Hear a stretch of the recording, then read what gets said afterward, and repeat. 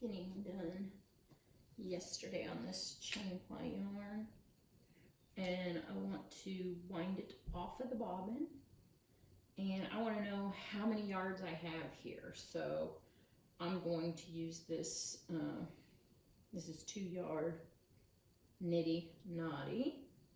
So when I wind around the kniddy, this now should be 2 yards. So I want to just, in order to prepare the lendrum for taking this off the kniddy, is I put the, I don't even know what you technically call this, it's just a guide, I guess, and wind the bobbin on. And so when you're winding on, you'll move that back and forth so that it gets, the bobbin gets wound somewhat evenly. When I'm taking off, I'm not going to be doing that.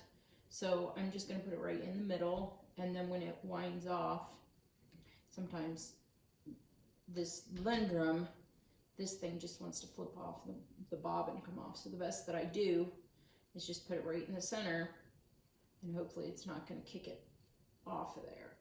I loosen up the wheel, I mean the brake, so I got a good pull, but then it doesn't continue to spin after I'm done. So one thing you want to do when you're taking this off is you're going to want to go as far away from that wheel as possible.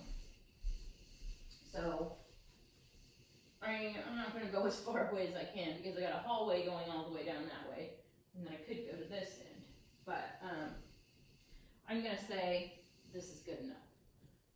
There's a good long distance here, and so when you're spinning, you're working with about 2 foot of yarn each time. 2 foot of yarn, 2 foot of yarn. You're scientifically supposed to measure that length, and then when you're actually spinning a specific yarn to a particular twist per inch, you are supposed to be counting the number of treadles, because that's going to tell you how much twist per inch you're going to have in that specific length of yarn. So most spinners don't take the time to do that. They just kind of go by feel. So each amount of yarn that they're accustomed to spinning will probably have a little bit of a different twist per inch in every 2 foot section. Now, since I've stretched this out a good long, I don't know if that's 15, 20 feet, what that does is that allows to let that twists go and even out between that entire distance. So if I have one section of 2 feet that has more twists and is a little overspun, and then I have one section with a little less, so it's underspun, allowing that twist to travel through this complete distance, it's going to make your yarn a little more balanced. That's really the only reason that you do this and get this bar from. Now see, if I were to take this and stand over here and take that wheel, and there's a hallway and then there's a bedroom clear on the other end, I could technically take the wheel that far, and it looks like just about, if I pull the string from that bobbin, I can just about pull maybe the entire bobbin of yarn off and onto this knitty. And that would give that whole section of yarn the exact same twist per inch if your singles are consistently the same thickness. So thicker yarn can't even hold as much twist as the thinner yarn. So that's where you'll get some deviation. What I'm saying is, if you spun it pretty much the same consistency, then you would be able to get a consistent twist per inch by doing that. But it's not maybe going to be the exact twist per inch that you wanted if you didn't take the correct treadles and the correct amount of distance per section that you spun. I know it's getting a little geeky, but it is what it is. I mean, scientifically, if you're trying to match a yarn for some sort of historic replication, you're going to want to know those equations. You're going to want to try to stick to that, or else you're not going to get the yarn that you're wanting. So this is my tip trick for you to do in order to get that onto the niddy noddy. Now, when you run to the end of your bobbin, then what you do, you just walk over to the spinning wheel and you're done. Because the twist per inch has already been spread out throughout that whole section. So perhaps my wheel got stuck here. Something happened. I can get back to the wheel easy enough, no problem. See? I needed to adjust the brake, so I let off the brake a little. Now I can take this back out again. And now, as long as I don't continue to wind on while I'm walking over here, I've got that exact same length of yarn, and I'm winding it onto the niddy noddy. So every 2 feet that I'm winding on, I'm taking off 2 feet. So I'm gaining a little bit more each time and allowing that twist to kind of, I don't know what happened, but it got a little tough again. So say maybe the Lundgren isn't the best wheel for winding off with. Put it on a Kate. I'm lazy, so I didn't remove the bobbin from the wheel. It's just getting, oh, that yarn hopped over there again. So my brake's completely off. The tension on the brake's completely off. So you maybe should take that off, put it on a lazy Kate. That way your bobbin's not going round and round. Yeah. Shouldn't be doing that anyway. Well, I just wanting the bobbin to go round. I don't know why the flyers come around. What's going on, lady? Why isn't? Okay, so I let the brake off. Maybe the brake was too tight. And then see the flyer went around. Well, I was going to just create a throw wear and tear on that flyer. So technically, yes, take it off of the wheel and wind off on lazy Kate. Am I going to do that? No. I use my wheel as my lazy Kate. No, I have plenty of lazy Kates.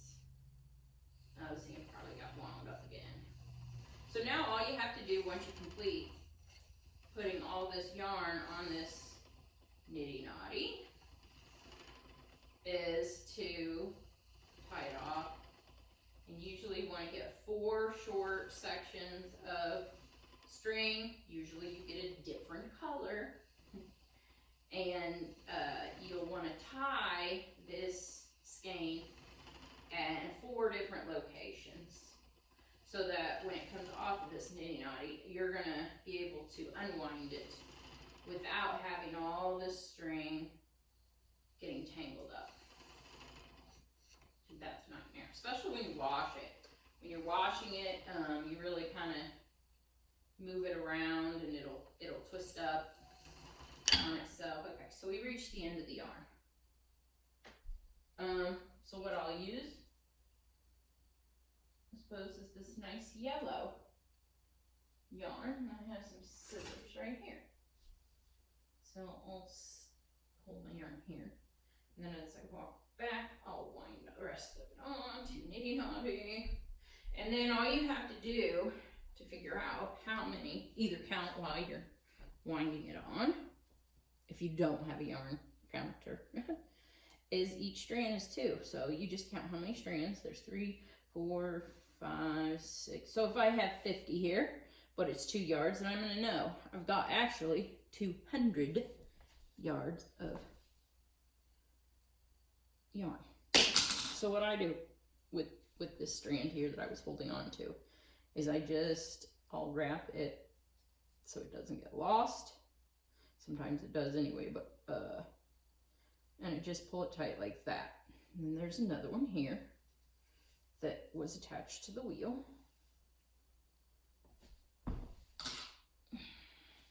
A lot of people break it off. There.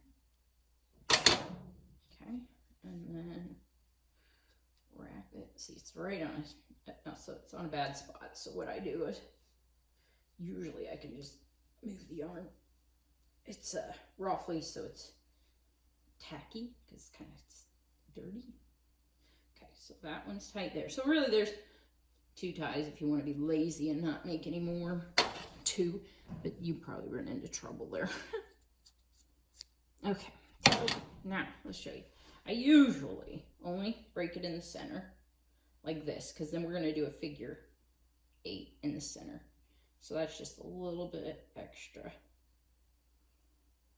splice there to keep them from getting tangled up when we're washing it, because we're definitely going to need to wash this. I don't tie that too tight because I want them to move around when I'm washing them, definitely.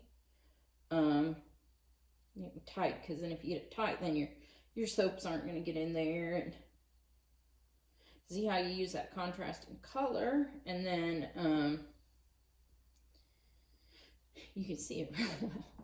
Use the same color. Sometimes you can't find them. So this will be number 2. So we get lazy and I don't want to tie, then I'll just use those other 2 ties as, ties, even though they're not.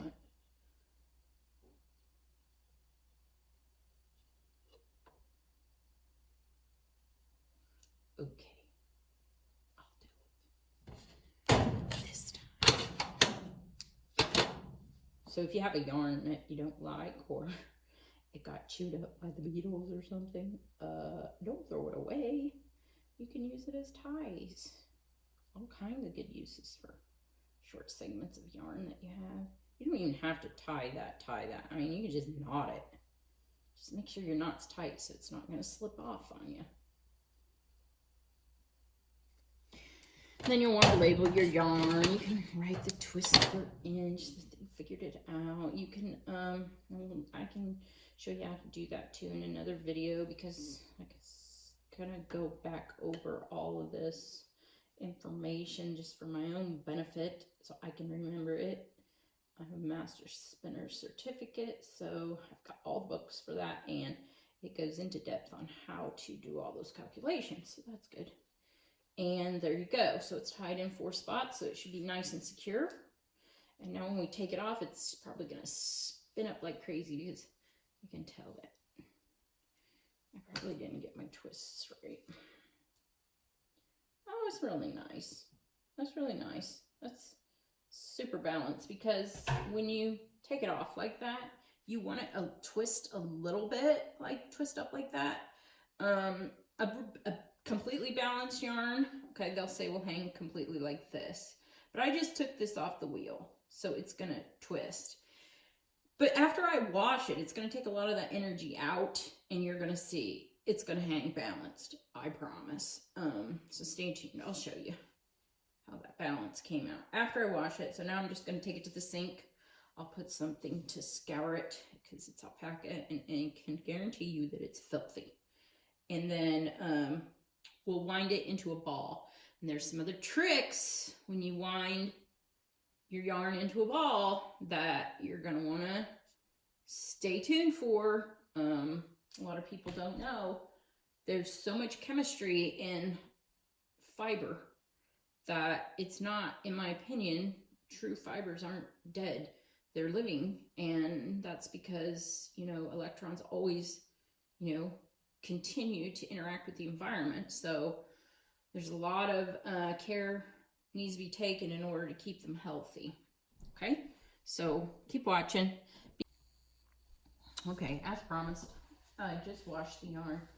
I also fold it, and in order to fold it, I do just kind of spin it around with my arm.